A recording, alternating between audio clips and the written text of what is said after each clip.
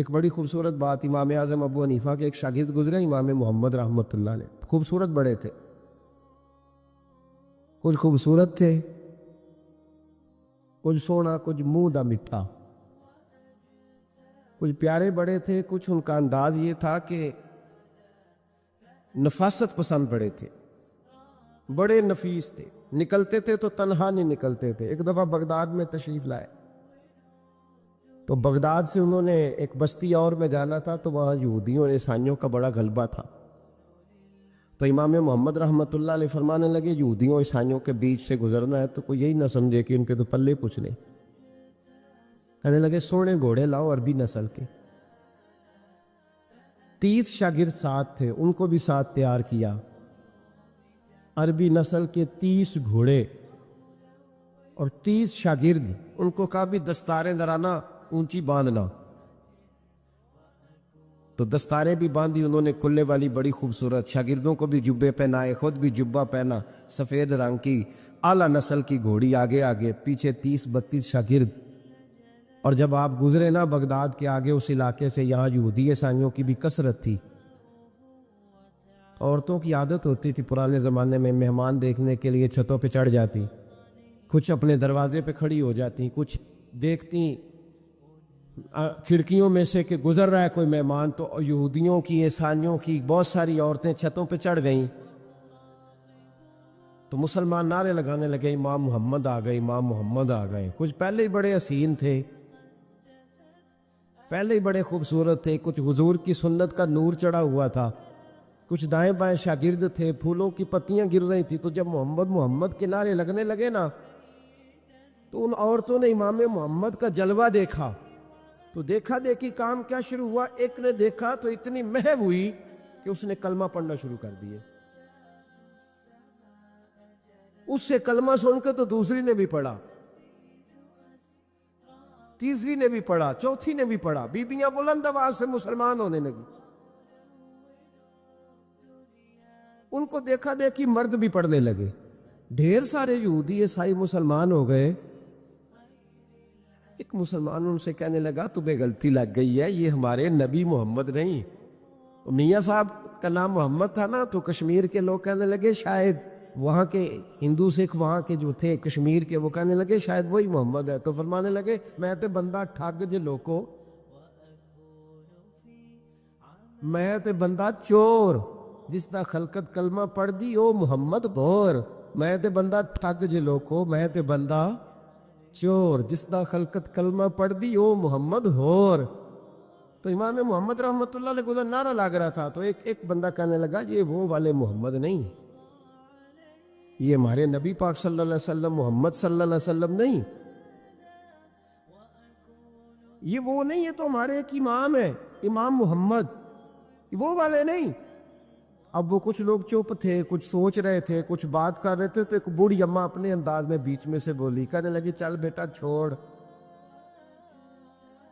ہمیں پڑھنے دے کلمہ، اگر مسلمانوں کے چھوٹے سے محمد کا یہ حال ہے تو بڑے محمد کا کیا حال، پڑھنے دے ہمیں کلمہ، یہ حال ہے ان کے غلاموں کا تو سرکار کا عالم کیا ہو۔ تو امام محمد کی چال نکلی، بتانا یہ چاہ رہا تھا کہ امام محمد رحمۃ اللہ علیہ سے ایک بندے نے ایک دفعہ مسئلہ پوچھا، اس نے کہا حضرت صاحب میں گیا تھا منڈی، وہاں سے لایا ہوں ایک ٹوکری آم کی اور ایک ٹوکری سیب کی، ہمارے یہاں کا کریٹ کہتے ہیں اس کو، تو میں وہ لے کے آیا ہوں۔ اب میں نے جب گھر لا کے اس کو کھولا ہے نا تو آدھے صحیح نکلے ہیں، ہوتا ہے نا جی اللہ خیر کرے، جو دیانت دار تاجر ہے اللہ آج کل مہربانی فرمائے، وہ ہمارا ریڑھی والا بھی بڑا ایماندار ہے، ہم کیا کریں صدر کی بات، وہ بھی سامنے جو تگڑے تگڑے ہوتے ہیں اس نے آگے لگائے ہوتے ہیں، اور جو تھوڑے سے کمے ہوتے ہیں وہ اندر والی سائیڈ پہ دیوار کے اندر رکھے ہوتے ہیں۔ کیا کیا جائے، ہم کیا سیاستدانوں کی کرپشن کی بات کریں گے، یہاں تو معاملہ بڑا گڑبڑ ہے نیچے سے لے کر۔ تو کہا حضور میں نے وہ جو کھولی ہے نا پیٹی، وہ ٹوکری جب میں نے کھولی ہے تو اوپر تو آم اور سیب ٹھیک تھے، تو اندر گلے سڑے ہیں، تو اب میرے لیے حکم کیا ہے؟ تو آپ فرمانے لگے بھی مسئلہ شرعی ہے کہ رکھنے ہیں تو سارے رکھ، واپس کرنے ہیں تو سارے کر، یہ نہیں ہو سکتا کہ تو صحیح صحیح رکھ لے اور گلے سڑے۔ تو یہ مسئلہ امام محمد بتا کے تو رونے لگ گئے۔ تو بندہ کہنے لگا حضور مسئلہ بتایا ہے آپ نے، تو فقہ کا ایک مسئلہ ہے سادہ سا کہ حضرت اب کیا کرنا ہے، تو رونے والی کون سی بات ہے؟ تو فرمانے لگے یہ تجھے مسئلہ بتا کے نا مجھے کچھ اور یاد آ گیا۔ آپ کو کیا یاد آیا ہے؟ فرمانے لگے میں بھی عرض کروں گا، مولا امام اعظم کے پاس بیٹھا ہوں، معروف کرخی، سری سکتی، جنید بغدادی، ان سارے درویشوں کے پاس رہا ہوں، میں بھی بیٹھا ہوتا تھا اس محفل میں جس میں یہ ہوتے تھے، اگر جنت میں بھیجنے ہیں تو سارے بھیج، یہ نہیں ہو سکتا کہ گلے سڑے ادھر پھینک دے اور اچھے اچھے اٹھا کے لے جائے۔ ہم سارے مصطفیٰ کا کلمہ پڑھنے والے، سب کو کہا یا ایھا الذین آمنو، ہم سب کا اکٹھا نام۔ ان لوگوں کی جو محبت ہے نا وہ فائدہ دے گی۔ خواجہ فرید الدین مسعود گنج شکر رحمۃ اللہ تعالیٰ علیہ کہنے لگے نظام تجھے آئے ہوئے بڑے دن ہو گئے، جا یار چکر لگایا، چکر لگایا۔ فرماتے میں پیدل گیا تو مجھے جانے میں کئی مہینے کئی ہفتے لگے۔ میں دلی پہنچا اور اپنے گھر کا نا ایک چکر لگایا، اوپر سے چکر لگا کے تو پھر پاک پتن کے رستے میں چل پڑا۔ کہتے ہیں واپس پہنچا تو حضرت بابا فرید صاحب رحمۃ اللہ علیہ نے دن گنے ہوئے تھے، کہنے لگے یار اتنے ٹائم میں تو واپس آیا ہے نا، اتنا ٹائم تو آنے جانے پہ لگتا ہے، کہ غریب نواز محسوس نہ فرمائیے گا، آپ نے کہا تھا چکر لگایا، تو حضور میں ایک چکر ہی لگایا ہے، پھر میں واپس آ گیا ہوں، بات ہی چکر کی ہوئی تھی۔ خود دیکھیں نا نبی پاک صلی اللہ علیہ وسلم نے فرمایا ابو ہریرہ کوئی کام بھی کیا کر یار، یہیں بیٹھا رہتا، عرض کی حضور صحیح ہے۔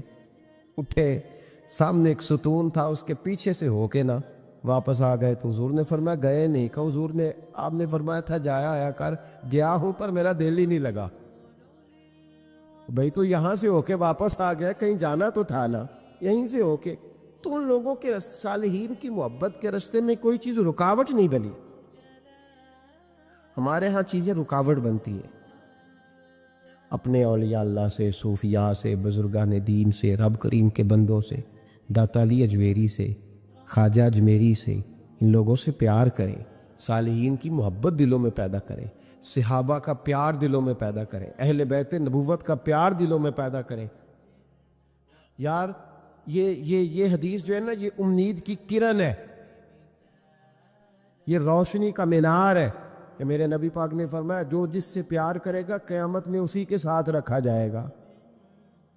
یہ صحیح بخاری کی حدیث ہے، المرء مع من احبہ، اور یہ جو مع ہے نا اس کا معنی ہے ساتھ رہنا، ہاں، مع اللہ، مع یعنی بما، یعنی اس کے ساتھ، المرء مع من احبہ، جو جس سے محبت کرے گا قیامت میں اسی کے اس کی معیت میں رکھا جائے۔ لیکن ہمارے ہاں نا کرامتیں، میرے جیسا شخص جب بھی کرامت سناتا کہتا میرے حضرت صاحب کا مجھ سے بڑا پیار، بھائی وہ تو پیار کریں گے ہی، وہ تو برکھا ہے، وہ تو رحمت کا سایہ ہے، وہ تو سائبان ہے، تو بازو کھلے ہوئے۔ تو بتا تیرے اپنے دل کا حال کیا ہے؟ حضرت حرم بن حیان رحمت اللہ تعالیٰ علیہ فرماتے میں حضرت اویس کرنی کو ڈھونڈنے چل پڑا، ڈھونڈنے بھی اسے نکلا جسے کسی نے نہیں ڈھونڈا اور جو کبھی کسی کو نہیں ملے، حضرت اویس کرنی۔ یہ فقرہ کسی درویش نے نا حضرت اویس کرنی کے لیے کہا، یہ فقرہ پورا فٹ انہیں پہ آتا ہے، اسی کسے دے کچھ نہیں جلگ دے، تے نہ کوئی ساڈا دردی، کوئی جرانہ نہیں، کوئی دوستانہ نہیں۔ حضرت اویس کرنی کا مزار بھی کنفرم نہیں کہ کدھر ہے، بس اسی کسے دے کچھ نہیں لگ دے، کیا ضرورت ہے، بس ٹھیک ہے، اپنا جو ہے انداز سارے زمانے سے علیحدہ کر کے رکھا انہوں نے، علیحدہ، الگ تھلگ۔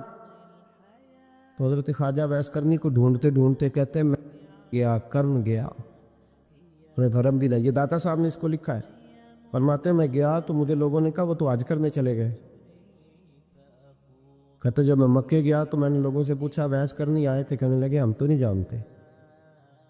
یہ تو میرے جیسے لوگ ہوتے ہیں نا جن کی تصویریں زیادہ نکلتی ہیں، تو جن کی ویڈیو زیادہ ہوتی ہے تو لوگ زیادہ جاننے لگتے ہیں، ورنہ رب کریم کے بندے تو چھپے ہوئے۔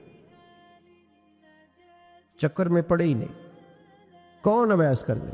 تو انہوں نے کہا کہ حضرت اویس کرنی چہرے پر برس کے داغ ہیں، کمزور سا وجود ہے، داڑھی زیادہ گھنی نہیں۔ جب حالات بتائے تو کہنے لگے اس طرح کا ایک شخص آیا تھا، اس نے طواف کیا تھا، پہلے بھی دنیا کرتی ہے پر جب اس نے کیا ہے نا تو اس کے طواف نے وہ خود بھی رویا ہے اور بھی بڑے روئے ہیں۔ وہ جب حجر اسود پہ آیا ہے تو رنگ بدلتا دیکھا ہے۔ کہا وہ کدھر گئے؟ کہنے لگے پورا نہیں پتا، اتنا ضرور خبر ہے کہ ان کے انداز بتاتے تھے کہ اب مدینے جائیں گے۔ جناب حرم بن حیان کہتے ہیں پھر میں مدینے گیا، میں نے خواجہ اویس کو ڈھونڈا۔ میں نے کہا یار میں نے حضرت خواجہ اویس کرنی کو ملنا ہے، کسی نے بتایا ہے کہ وہ مدینہ شریف آئے۔ تو لوگ کہنے لگے ہم نہیں جانتے وہ کون ہے، لیکن نا دنیا جان گئی، دنیا میں بڑا کچھ ہو گیا، بائی نیم لوگ جاننے لگے، ہوٹلوں پہ پہچاننے لگے، سڑکوں پہ پہچاننے لگے۔ لیکن بات تو یہ ہے کہ جن کو پہچاننا چاہیے اگر وہ پہچان لیں پھر تو بڑی بات ہے، پھر تو بڑی بات ہے۔ لیکن اگر وہاں ہی پہچان نہ ہو سکے تو پھر تو معاملہ بڑا الگ سا ہے نا۔ عزیز بھائی، حضرت خواجہ اویس کرنی کے بارے میں پوچھا تو مدینہ شریف کے زائرین اور وہاں کے مقامی لوگ بھی کہنے لگے کوئی نہیں پتا، ہم نہیں جانتے، ملے ہی نہیں۔ تو کہا باریک سا وجود ہے، پرانا سا لباس ہے، برس کے داغ ہے، چہرے پہ داڑھی زیادہ گھنی نہیں، کسی کو پاس نہیں بٹھاتے۔ اور پھر ایک جملہ اور کہا، سنا ہے روتے ہیں تو بڑے درد سے روتے ہیں، سنا ہے بھیگی رہتی ہیں پلکیں، سنا ہے ان کی پلکیں بھیگی رہتی ہیں۔ میں 2-4 دن پہلے کسی سے سن رہا تھا شعر، اس نے کہا تھا ایک واری میریاں کھیاں تو انہوں نے اتھرو پونجے سن، ہن چسکا پہ گیا رونے دا، ہر ویلے یا ہوزاریے۔ کہتے ہیں کہ وہ اس طرح کی اس کی کیفیت ہے۔ کہتے ہیں میں نے کہا یار وہی تو اویس کرنی تھے، کدھر گئے؟ کہنے لگے کوئی خبر نہیں، جب وہ آئے ہیں تو ان کے آنے کا انداز ہی نرالا تھا، سسکیاں اور آہیں نکل گئیں اس شخص کی جب وہ مدینے آیا۔ حضرت حرم بن حیان کہتے ہیں میں ڈھونڈتا رہا، تلاش کرتا رہا، پھر میں ان کو ڈھونڈتے ڈھونڈتے عراق میں آیا تو نہر فرات کے کنارے ایک کمزور سے آدمی کو ریت کے ٹیلے پر بیٹھ کے وضو کرتے دیکھا۔ کہتے ہیں جب ان کا وضو مکمل ہوا تو میں نے کہا السلام علیکم، تو کہتے انہوں نے چہرہ نہیں پھیرا، وہیں بیٹھے بیٹھے کہنے لگے وعلیکم السلام یا حرم بن حیان، یا حرم بن حیان وعلیکم السلام۔ کہتے میں نے کہا کہ من انت، آپ کون ہے؟ تو کہنے لگے وہی ہوں جسے تم مکے اور مدینے ڈھونڈتا رہا۔ تو کہتے میں نے کہا حضور آپ میرا نام کیسے جانتے ہیں؟ بڑا خوبصورت جملہ ہے، اللہ کرے آپ کو جی یاد رہے، سبق کبھی نہ بھولنا، یہ سبق کبھی نہ بھول۔ بابا صاحب کے مزار پہ گئے تو خالی آ گئے، داتا صاحب گئے تو خالی، ایسے ہی چلے گئے، ہم فارغ لوگ تھے، کوئی کام نہیں تھا کہ بابا فرید کی گلیوں میں گھومتے رہے، ہم فارغ تھے کہ 2 بجے حضرت سلطان باہو رحمت اللہ علیہ کی جالیوں کے سامنے کھڑے رہے۔ ہم کو پتھر چاٹنے والے لوگ تھے کہ آدھی آدھی رات بیت گئی اور ہم بزرگان کرما والا شریف کھڑے رہے۔ یہ کیسے ہو گیا کہ محدث اعظم کے مزار پہ کھڑے رہے؟ ایسے ہی کوئی بات تھی؟ حضرت ویسے کرنی بول کر فرمانے لگے، کہنے لگے کیا کہا تو نے کہ میں تجھے کیسے جانتا ہوں؟ فرمانے لگے تو مجھ سے پیار کرتا ہے، عارف تو روحی من روحی کا، میری روح تیری روح کی جاننے والی ہے، یہ روحوں کا رشتہ ہے، یہ خطا نہیں جایا کرتا۔ عارف تو روحی من روحی کا، میری روح تیری روح کو جانتی ہے۔ یہ کیسے ہو گیا؟ کوئی ایسے لوگ تھے تو اتنی جگہ مجھے تلاش کر آیا اور میں تجھے جانوں نہ؟ یہ کیسے ہو سکتا ہے؟ یہ کیسے ممکن ہے؟ تو ڈھونڈتا رہا گلی گلی اور میں کہوں کہ میں تجھے جانتا نہیں؟ فرمایا حرم بن حیان میں، ہاں میں دعا کرتا ہوں اللہ کی بارگاہ میں کہ رب کریم مجھے اور تجھے جنت میں اکٹھا کر دے۔ کہتے ہیں جب انہوں نے یہ دعا کی تو وہ چل پڑے۔ میں نے کہا حضور کہاں جا رہے ہو؟ فرمانے لگے میرا پیچھا نہ کرنا، میں کسی اور منزل کا مسافر ہوں۔ اور جس رستے میں چل رہا ہوں نا، ان منزلوں پہ ساتھ نہیں کسی کو لیا جاتا. یہ میری اپنی ذاتی منزل ہے. اس میں پاؤں پہ چھالے ذرا سخت ہوتے ہیں. ہر آدمی کا کام نہیں یہاں چلنا، تو مجھے تنہا رہنے دے اور مجھے اپنی مرضی سے چلنے دے. کہتے میں نے منت کی تو کہنے لگے بس تو نے جد و جہد بڑی کی تھی تو تیرے ساتھ ملاقات کر لی، تجھے پہچان لیا، تیرے ساتھ بات کر لی، ورنہ میں کہہ چکا ہوں اسی کسے دے کچھ نہیں لگ دے. اسی لیے میں نے حضرت غالباً امام شورانی رحمۃ اللہ علیہ کے حوالے سے پڑھا ہے کہ قیامت کے دن جب حضرت ویسے کرنی جنت میں جائیں گے تو ممکن ہے اس وقت بھی لوگوں کو دیدار نہ کرایا جائے، بلکہ امام شورانی کہتے ہیں اللہ 70,000 فرشتے ان کی شکل کے پیدا فرمائے گا اور ان کے جھرمٹ کے اندر چھپا کے انہیں جنت میں داخل کرے گا. ملاقات کس سے ہوگی؟ صرف انہی سے ہوگی جن کے لیے انہوں نے زندگی گزار دی. یا خدا سے ملیں گے یا مصطفیٰ کریم سے ملیں گے. یہ بھی لوگ تو محبت کریں، صالحین کا پیار، نیک لوگوں کی محبت، صالحین کی محبت رستہ آسان کرتی. کوئی شک نہیں کہ زمانے میں سارے لوگ اچھے نہیں ہوتے، برے لوگ بھی آئے ہیں مارکیٹ میں، ہوتے ہیں. ہم لوگ الجھ گئے ہیں، بہت بڑے قیدی ہیں اپنے آپ کے، بڑے قیدی ہیں. سارا دن اپنی خواہشات کی تکمیل میں بھاگے رہتے. بڑے بڑے سونے نوجوان، میں ان پہ تنقید نہیں کرتا، مجھے ان پہ ترس آتا ہے.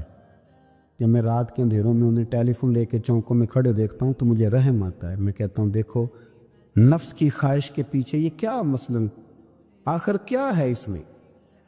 ایک عورت کے پیچھے تباہ کر لیا اپنے آپ کو. یعنی زیادہ سے یہ کوئی مقصود ہے؟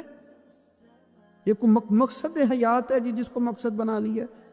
میرے عزیز بات کو سمجھ لے.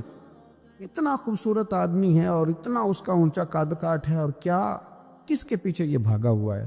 بڑا سمجھدار، دانشور، عقل مند آدمی، ذی روح بندہ، لیکن اس کا سٹیٹس آپ یہ ملاحظہ کریں کہ وہ 20-40 ہزار کی خاطر جھوٹ بولتا ہے، دھوکہ دیتا ہے، فریب اور فراڈ کرتا ہے. ہم اپنی نفسانی خواہشات کے پیچھے اس طرح بھاگتے ہیں کہ ہم اصل سے رہ جاتے ہیں. میری باتوں کی سمجھ آ رہی ہے آپ حضرات؟ تھوڑا تھوڑا کر کے، ایک ایک کر کے ان کی باتیں کم مانی. ضروری تو نہیں نا کہ سویرے ناشتہ بازار سے اپنی مرضی کا تگڑا کیا، بازار سے لا کے پوڑیاں چنے بہترین کھائے، اور پوڑیاں چنے ابھی کھائے نہیں، شاپر میں ڈالے ہوئے ہیں، اور وہ لے کے ابھی آ رہا ہے تو ساتھ ہی رستے سے گوشت بھی چھوٹا اچھا لگا تو 2 کلو وہ بھی لے آئے کہ پوڑیاں چنے کھاؤں گا اور دوپہر کے لیے گوشت پکاؤں گا. وہ پہلے یہ تو کھا لے صاحب، اس سے تو نجات پا لے. یہ پتہ نہیں ہضم ہوتا ہے کہ کچھ اور کرتا ہے تیرے ساتھ، لیکن وہ گوشت بھی ساتھ لے آیا. یعنی ٹیبل پہ، ناشتے کے ٹیبل پر بیٹھ کے فیصلہ ہو رہا ہوتا ہے کہ ہم نے کیا کھانا ہے، ہم نے کدھر جانا ہے. سنگیو یاد رکھو، باتوں کو سمجھو اور غور کرو. یہ تھوڑا تھوڑا کر کے جب ہم چھٹکارا حاصل کرنے کی کوشش کریں گے نا، چھٹکارا حاصل کرنے کی کہیں جگہ سے، کس جگہ سے اگر آپ کو تنبیہ ہوتی ہے نا، تنبیہ، اس میں بھی بڑا مزہ آتا ہے. اس میں بڑا، ہمارے ایک بزرگ تھے تو ایک دن نا میں گیا تو کہنے لگے الحمدللہ آج میں بڑے سکون میں ہوں. میں نے کہا جی وہ کیا ہوا؟ کہنے لگے میں اپنے آپ کو بڑا پیر صاحب سمجھنے لگ گیا تھا. تو ایک بابڈا کے کسی آدمی سے کام تھا تو میرے ایک دوست نے مجھے کہا کہ پیر صاحب اس کو ٹیلی فون کر دے، سنا ہے آپ کا عقیدت مند ہے. میں نے اس بندے کو ٹیلی فون کیا تو کہتا ہے پیر صاحب میں عزت آپ کی بڑی کرتا ہوں پر یہ کام نہیں ہو سکتا. کہتے ہیں جب اس نے مجھے کہا نا تو کچھ بھی نہیں، تو مجھے بڑا مزہ آیا، ورنہ میرا تو نفس پھول گیا تھا. میں تو سمجھتا تھا کہ جو میں کہتا ہوں ویسے ہی ہو جاتا ہے. کہتے اس نے تھوڑا سا نا مجھے لیول میں کیا ہے، مجھے مزہ آیا. یہ لوگ نا اپنے اوپر بوجھ ڈالتے تھے، یہ تھوڑا تھوڑا پیچھے ہٹتے تھے، یہ سمجھتے تھے کہ اس طرح تمہاری تکمیل رہ جائے گی. صبح سے شام تک اگر اسی نفس کی باتیں مانتے جائیں گے تو خرابی کرے گا. دولت کا نشہ ہے بھائی، دولت کٹھی کرنے والا کسی جگہ سیر نہیں ہوتا. حسن کا نشہ ہے، حسن کا نشہ ہے. حضرت ابو بکر شبلی رحمۃ اللہ علیہ فرمایا کرتے تھے جو تیری بیٹی کو خوبصورت سمجھ کے اس کے ساتھ نکاح کرنے تھے اسے بیٹی نہ دینا. حضرت جی کیوں؟ فرمایا حسن تو تھوڑے دن کے بعد ختم ہو جائے گا، پھر وہ اس کی قدر نہیں کرے گا، وہ تو کہیں اور منہ مارتا پھرے گا. حضرت ابو بکر شبلی رحمۃ اللہ تعالیٰ علیہ کی بیٹی خوبصورت تھی. ایک نوجوان کہنے لگا میرا نکاح کر دیں. آپ فرمانے لگے پتر تو 1 مہینے کے بعد آنا کر دوں گا، بڑی موٹی تازی خوبصورت صاحبزادی۔ تو حضرت نے اسے دوائی کھلائی، اسے پخانے لگ گئے، جو پخانہ کرتی ایک مٹکے میں سنبھال دیتے۔ تھوڑا وقت گزرا تو وہ ہڈیوں کا پنجر بن گئی، مہینے بھر میں دست اتنے آئے کہ کمزور ہو گئی۔ تو ابو بکر شبلی 1 مہینے کے بعد نوجوان کو بلایا، فرمایا ادھر آ تیرا نکاح کروں۔ بچے دکھائی تو وہ کمزور بستر پہ پڑی، فرمایا شادی کرنے لگا اسے نہیں میں نے کرنی۔ فرمایا یہ وہی ہے؟ کہنے لگا جی نہیں۔ فرمایا تو کہتا تھا مجھے عشق ہے، کدھر گیا تیرا عشق؟ کہنے لگا حضرت صاحب آپ کیسی بات کر رہے ہیں؟ فرمایا ادھر آ۔ پھر وہ مٹکا جس میں گند رکھا تھا وہاں لے گئے، فرمانے لگے تیرا اس کے ساتھ عشق تھا، یہ ہے تیرا عشق۔ فرمایا اسے تو میں 4 دن روٹی کھلاؤں گا پھر تندرست ہو جائے گی، لیکن میں دیکھنا چاہتا تھا کہ تو میری بیٹی سے پیار کرتا ہے یا اس کے چہرے پہ آنے والی کچھ وقت کے لیے سرخی سے پیار کرتا ہے، اس لالی سے پیار کرتا ہے جو جوانی کے وقت بچوں اور بچیوں پہ آتی ہے۔ کس چیز کے دل دادا؟ یعنی کیا مطلب؟ نفس کی غلامی، سراسر غلامی، اور پلٹ پلٹ کے اور بڑے بڑے سیانے بندے چھوٹی سی خواہش کے لیے، بڑا سمجھدار بڑا سیانہ بندہ۔ میں ایک بڑے بزرگ عالم تھے، میں ایک دفعہ ملنے گا تو پائے پکا رہے تھے، خود پائے پکا رہے تھے، تو وہ بڑے پیار کی بات ہوتی ہے نا جی، تو تامت باندھی ہوئی اور بڑی جناب خستہ حالی، اور وہ پائے پکا رہے ہیں۔ تو میں نے ان سے کہا، میں نے کہا حضرت جی پائے تو کسی اور نے بھی پکا لینے تھے، آپ بخاری لے کے بیٹھتے، چلو میری طرح کا کوئی بندہ آپ سے استفادہ بھی کر لیتا۔ اب پائے آپ لائیں گے، پھر پکائیں گے، پھر آپ کھائیں گے، تو یہ تو 24 گھنٹے آپ کسی کام میں گزر جائیں گے۔ تو یہ ایک چھوٹی سی خواہش کے لیے، میں کسی چیز کو حرام نہیں کہہ رہا، قرآن پاک کی جو آیت پڑھی ہے صرف اس کی تفسیر آپ کے سامنے عرض کر رہا ہوں۔ ہماری خواہشات ماں پالتی ہے، آپ کو نہیں پتہ کتنے دکھ سہتی ہے۔ میں ان ماؤں کو جانتا ہوں جو بیٹے کے حصوں کی مار بھی اس کے ابے سے کھاتی ہیں، مار کھاتی ہیں وہ۔ ایک خاتون ایک کان سے سنتا نہیں، میرے پاس ایک دفعہ آئیں، کہنے لگی 60 لگ گئی سی، کوئی دعا کر دے، کیا کوئی وظیفہ پڑھ، ڈاکٹر کہتے ہیں ٹھیک نہیں ہو سکتے۔ میں نے کہا باجی صحیح بتاؤ مسئلہ کیا ہے؟ کہنے نہیں کچھ بھی نہیں، مسئلہ کیا ہونا ہے، پتر غلط نکل آیا ہے، اس کا باپ روز مارتا ہے، آج میں آ بھی گئی ہوں تو اس نے ایک تھپڑ میرے کان پہ مار دیے، پردہ پھٹ گیا۔ مائیں مار کھاتی ہیں، لیکن وہ پتر جس کو بڑی محنت سے پالا ہے، وہ جوان ہوتا ہے تو اماں سے کہتا ہے تجھے چھوڑ دینا ہے، پر جس لڑکی سے میرا ٹیلی فون پہ رابطہ ہے اسے نہیں میں نے چھوڑنا، وہ نہیں چھوڑ سکتی، ہر شے کچل جاتا ہے وہ۔ اماں کبھی لیٹ کے رات کو سوچتی ہے کہ یہ تو میری کل کمائی تھی، میں تو آج اس کے حصے کے تھپڑ اپنی گالوں پہ برداشت کر رہی ہوں، تو یہ کدھر گیا؟ اردشیر نام کا بادشاہ تھا، حضرت محدث ابن الجوزی آج سے کچھ 700 سال پہلے لکھتے۔ اردشیر بادشاہ بڑا خوبصورت تھا، جوان تھا، بڑا عقل مند تھا، اس نے اس طرح کہ قریب قریب کی ساری ریاستوں پہ قبضہ کر لیا، بڑا عقل مند زیرک تھا، قبضہ ہو گیا۔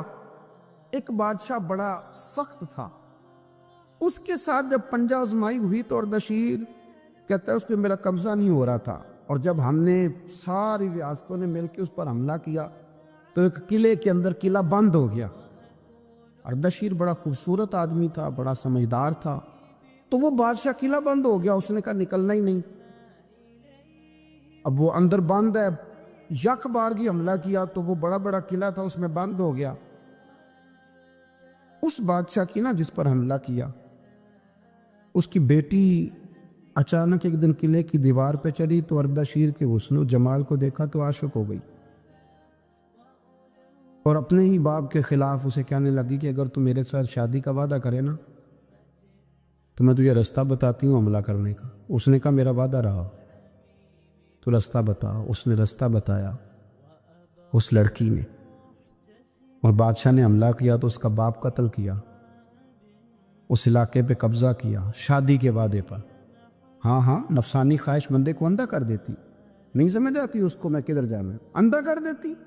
حملہ کیا، اور جب اس لڑکی کو لے کے آیا نا اپنے محل میں، تو پہلے دن شادی کی پہلی رات تھی، تو بستر بچھایا کنیز نے، تو وہ کبھی کروٹ ادھر بدلتی کبھی ادھر بدلتی، تو بادشاہ کہنے لگا کیا ہے؟ کہنے لگی بستر میں کچھ ہے، مجھے تکلیف دے رہی۔ اس نے چراغ جلائے اور جب بستر اٹھایا تو ایک اتنا سا دھاگا نکلا، دھاگے سے عموماً تکلیف نہیں ہوتی، تو اس نے کہا تو اتنی نرم و نازک ہے کہ دھاگا کہنے لگی میرا باپ نا میرے ساتھ اتنا پیار کرتا تھا کہ روز میرا بستر بھی خود بچھاتا تھا، اور اس نے آلہ رکھا ہوا تھا، وہ ناپتا تھا کہ کوئی پایا اونچا نیچا تو نہیں، میری بیٹی کا بیلنس سوتے وقت خراب نہ ہو جائے، اور میرے لیے گوشت اور کپڑے بھی خود پسند کر کے لاتا تھا، کھانے پینے کا خود خیال کرتا تھا۔ اردشیر کہنے لگا اچھا وہ اتنا پیار کرتا تھا، اور پھر تو نے اس کے ساتھ کیا کیا؟ کہنے لگا بلاؤ کنیزوں کو بلایا، فرمایا اس کو اٹھاؤ اور جلاد کے پاس لے جاؤ، اسے کہو کہ اس کے بال ایک گھوڑے کے ساتھ باندھے، پیر دوسرے گھوڑے کے ساتھ باندھے، اور ایک گھوڑا ادھر بھگا دے، کدھر بھگا دے، یہ جس کے باپ نے اتنا پیار کیا، یہ نفس کی اتنی غلام ہے کہ اس کی وفادار نہیں رہی تو میری وفادار کیسے بنے گی؟ اس نے اتنے نازوں سے پالا کہ دھاگا اسے برداشت نہیں۔ او یارو یاد رکھو، اگر نفس کی غلامی کرو اور بڑے بڑے وفاداروں کو چھوڑ کے غلامی کرو تو پھر کہو وفادار مل جائیں، کوئی بول لڑا نہ بول بیٹھی، ان دے خصم ناراض بڑبولیاں دے، کہاں سر کھائے تے بلبل ٹھنڈ پائے، بڑے فرق نہیں سجنا بولیاں دے، جڑیاں خصماں دی وچ رضا وسن، پاگ جاگ جاندے انہاں گولیاں دے، آپ ادلیاں نو سردار پین تکے تے شرما والیاں نو چوٹے ڈولیاں دے۔ اپنے نفس کے پیچھے چلو گے تو یہ تباہی ہے۔ جب ہم نے کسی سے وفا نہیں کی تو یہ کیا امید ہوئی کہ دنیا ہم سے وفا کرے گی؟